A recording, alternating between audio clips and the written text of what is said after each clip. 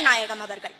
மனிதன் மரணம் எய்த பிறகு நிலையான தர்மம், பலன் நல்கும் கல்வி, அவனுக்காக பிரார்த்தனை புரிகின்ற நன்மக்கள் ஆகிய 3 விஷயங்களை தவிர மற்ற அனைத்துமே அவனை விட்டு முழுவதுமாக தொடர்பிழந்து விடுகிறது என்கின்றார் நபிகள் நாயகம் அவர்கள்.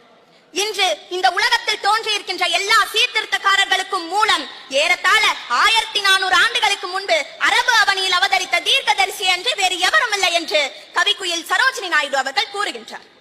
மது விலக்காகட்டும், மாதர் மறுமணமாகட்டும், மாதர் சொத்துரிமையாகட்டும், இப்படி இன்னும் எத்தனை விஷயங்களை எல்லாம் முதலில் இந்த உலகத்தில் புகுத்தியது நபிகள் நாயகம் அவர்கள்தான் என்பதனை நம் யாராலும் மறுக்கவோ மறைக்கவோ படையலாத ஒரு உண்மையாகும். இன்று உலகில் முதல் சமூக சீர்திருத்தவாதி என்று எவரையோ கூறப்படுகின்றது. அதற்கெல்லாம் முற்றுப்புள்ளி வைக்கின்ற வகையில் இந்த உலகத்தில் முதலில் சமூக சீர்திருத்தங்களுக்கு வித்திட்டது நபிகள் நாயகம் அவர்கள்தான். அவர்தான் இந்த உலகில் முதல் சமதர்மவாதி என்று பிரெஞ்சு அறிஞர் ஒருவர் கூறுகின்றார். ஏழைகளின் வரியை செல்வந்தர்கள் மீது விதித்து ஏழை ஏழையாகிக் கொண்டே செல்லாமல் செய்து, செல்வந்தன் செல்வந்தனாகிக் கொண்டே செல்லாமலும் செய்து ஒரு புதிய விஷயத்தை புகுத்தி சமதர்ம ஆட்சியை செயலாற்றி வெற்றி கண்டவர்.